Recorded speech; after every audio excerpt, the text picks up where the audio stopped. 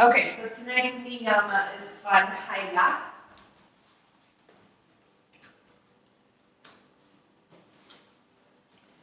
And how do we spell that one? Svadhyaya.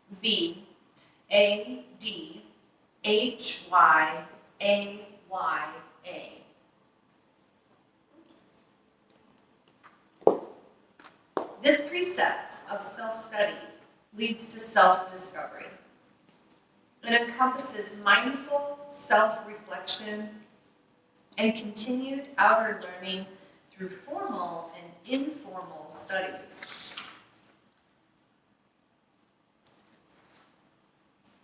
Meaning self-study, self-discovery demands turning of the attention inward. Observe your responses under all circumstances, whether you are relaxed or stressed, happy or sad. Practice mindful self-reflection. Many people find keeping a journal helpful as a way of evaluating progress. Some choose therapy on their path to self-discovery. Others attend spiritual classes. Read uplifting literature and other yoga books, as well as drawing your attention inward. Extend your mind with philosophy and other studies that help you understand the world.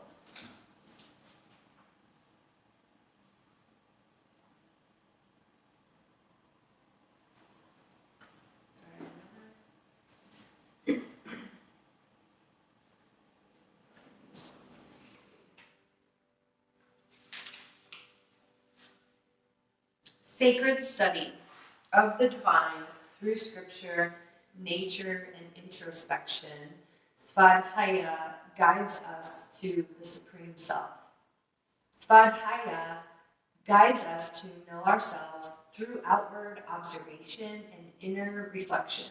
Often we experience an incomprehensible phenomenon, either in nature or within our minds and hearts. If we are unable to understand it intuitively, we seek external sources.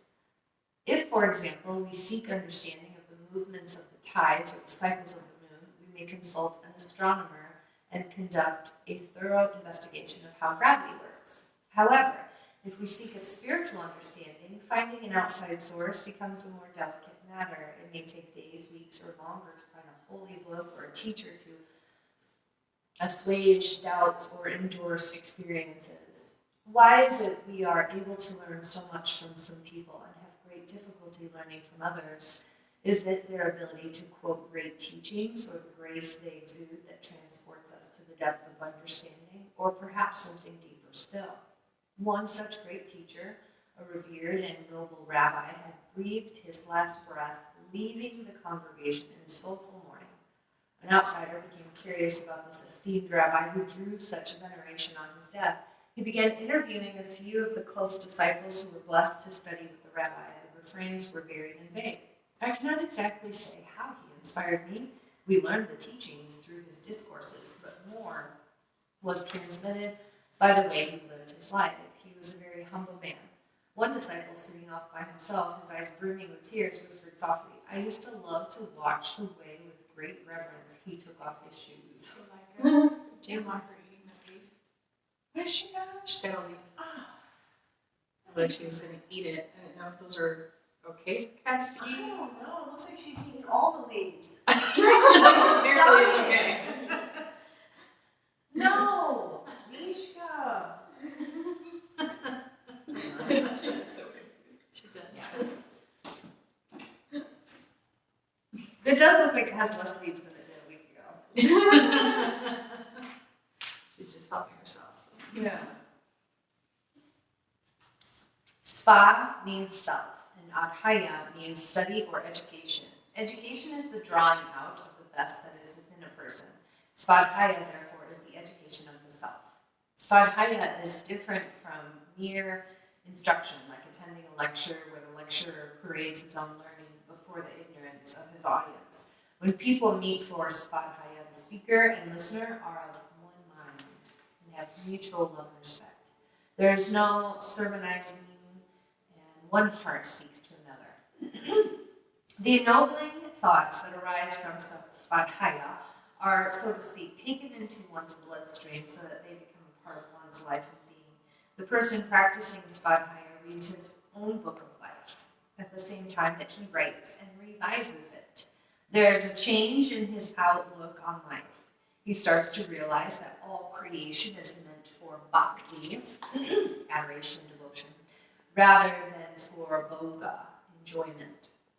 That all creation is divine, that there is divinity within himself, and that the energy which moves him is the same that moves the entire universe. According to Sri Vinoba Bhave, the leader of the Buddhism movement, Svadhyaya is the study of one subject, which is the basis or root of all other subjects or actions upon which the others rest, but which itself does not rest upon anything.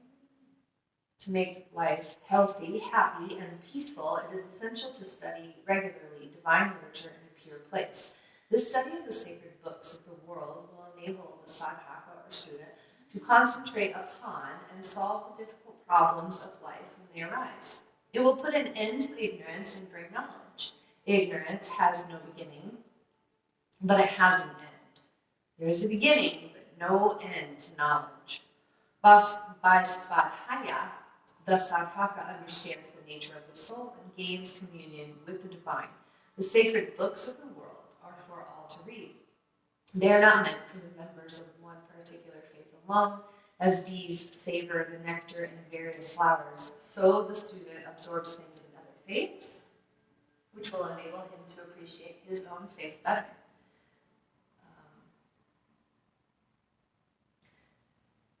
Philology? It's not philosophy. Philology is not a language, but the science of languages, the study of which will enable the student to learn his own language better. Similarly, yoga is not a religion by itself. It is the science of religions, the study of which will enable a student better to appreciate his own faith. Do you guys have, do you think you feel like you understand the meaning of Svadhyaya? It's pretty much self-study. So, that can be watching our triggers, paying attention to how we react in certain situations with certain people. Journaling to get to know what our subconscious thoughts are, going to therapy. Just any way that you can get to know yourself better would be Svadhyaya.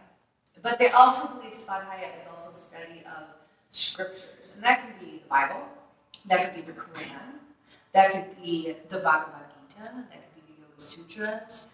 Some of this really highly esteemed written material could be seen as scripture.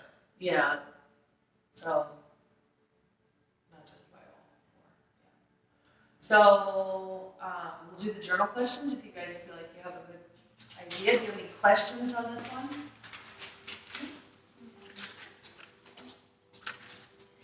Think of 3 ways you already practice Svadhyaya. I'm going to turn the light off.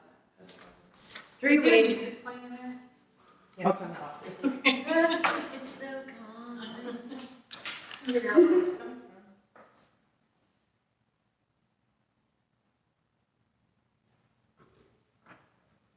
It's funny because Dustin came to go on a journey. Yeah.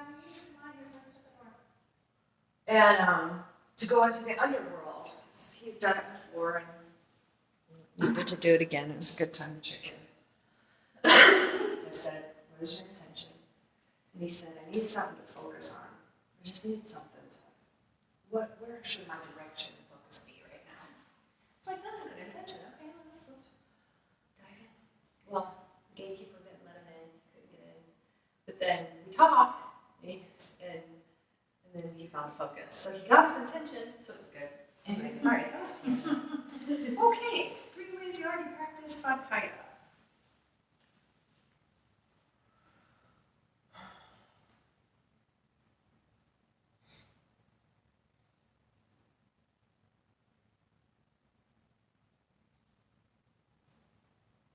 I just have a hard time when things are successful or go well. I just want to share it.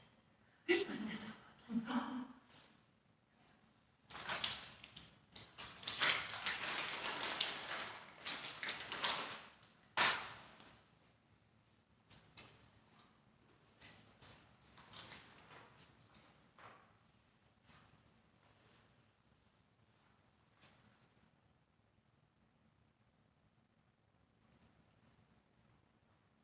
Okay.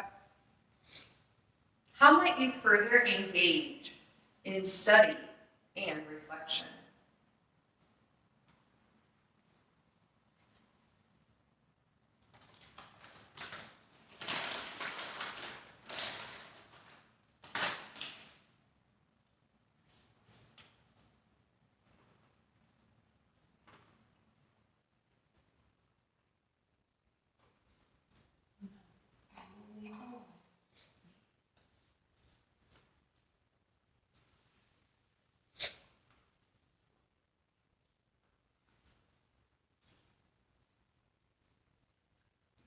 Thank you.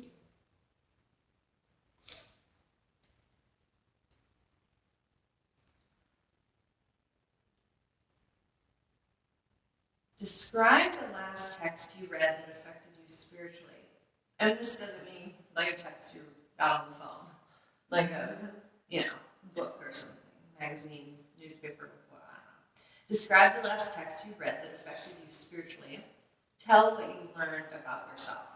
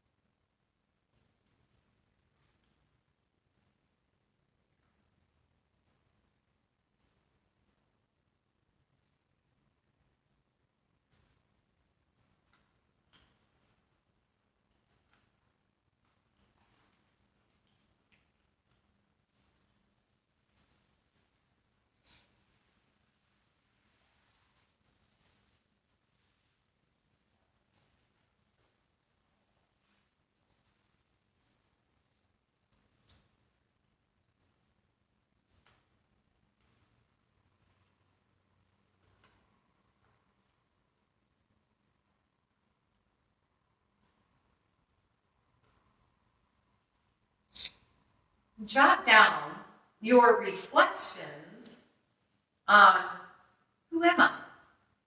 What is my purpose in life?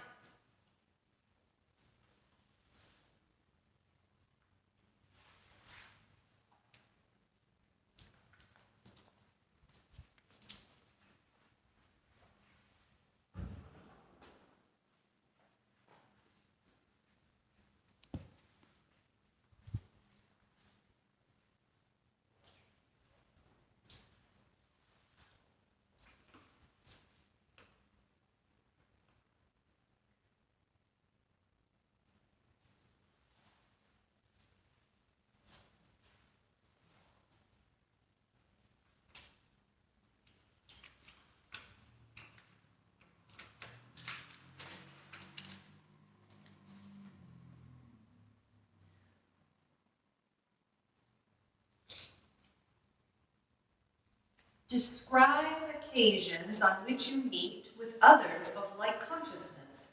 How often do you do so? Describe occasions on which you meet with others of like consciousness. How often do you do so? Can you say that again? Yeah. Describe occasions on which you meet with others of like consciousness, like-minded. How often do you do so?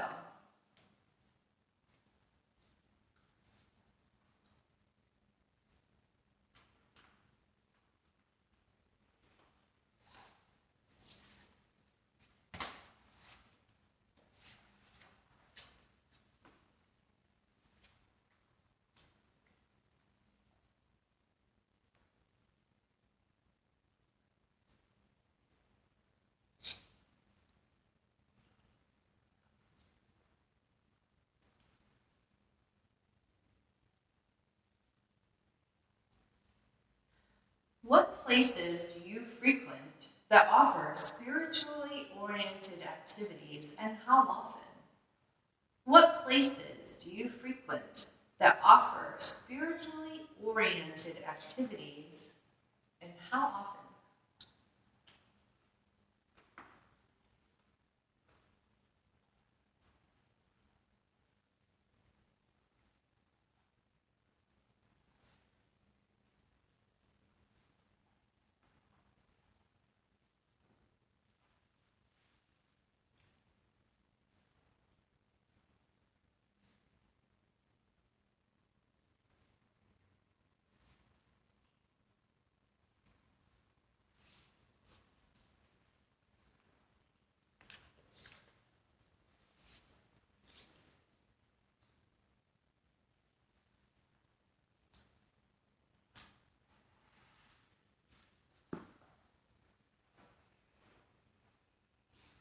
If you are familiar with the practice of japa, devotional repetition of a sacred mantra, how often do you say your mala beads? String of 108 beads for mantra repetition. How often do you say, let's see this again. If you are familiar with the practice of japa, they have a lot of parentheses. How often do you say your mala beads? I'm guessing it's asking how often do you use them, if you're familiar with them. How do you spell japa? Japa. What effect does japa have on you? You could just skip the first part and just remember back to when we practiced that japa. What effect did it have on you?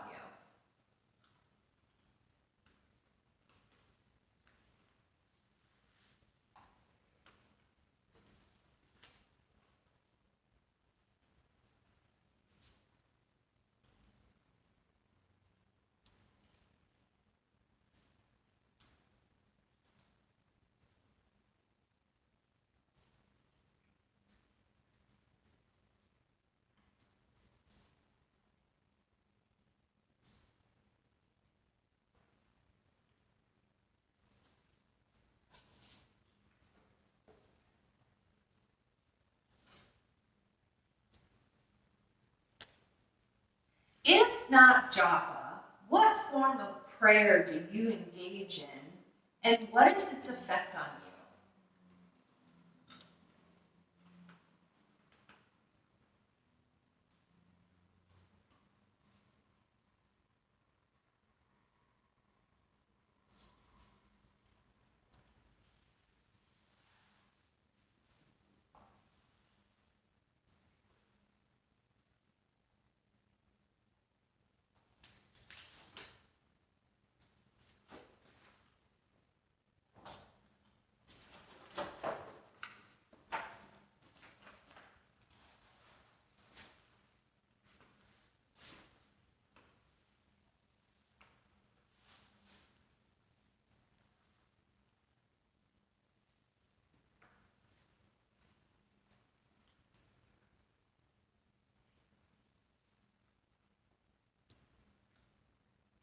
Think of 3 additional ways you can deepen your practice of Svadhyaya.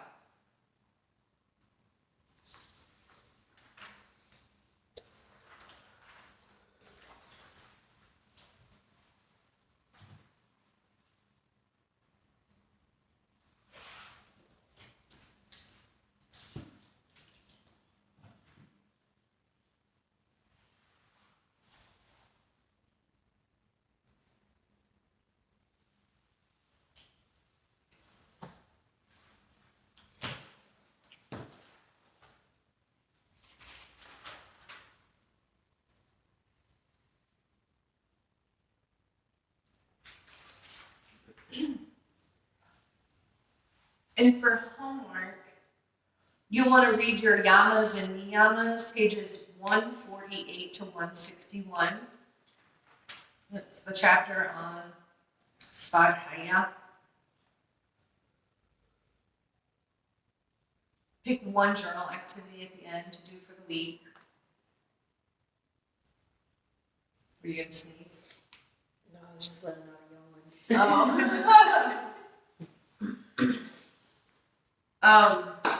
And then, of course, you're going to do your daily sadhana, your meditations on the mat.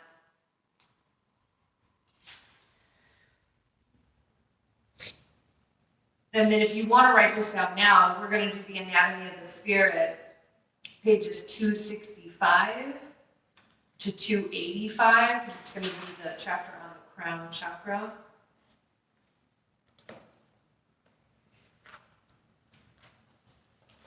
Your anatomy book, pages 74 to 83.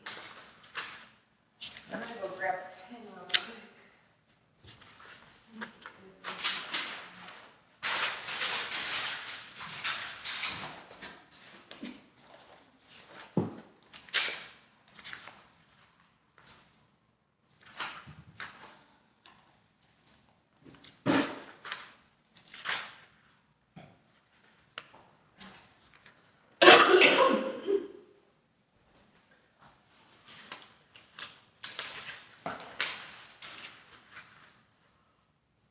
were the anatomy pages again?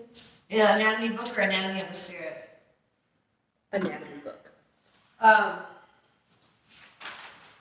74 to 83.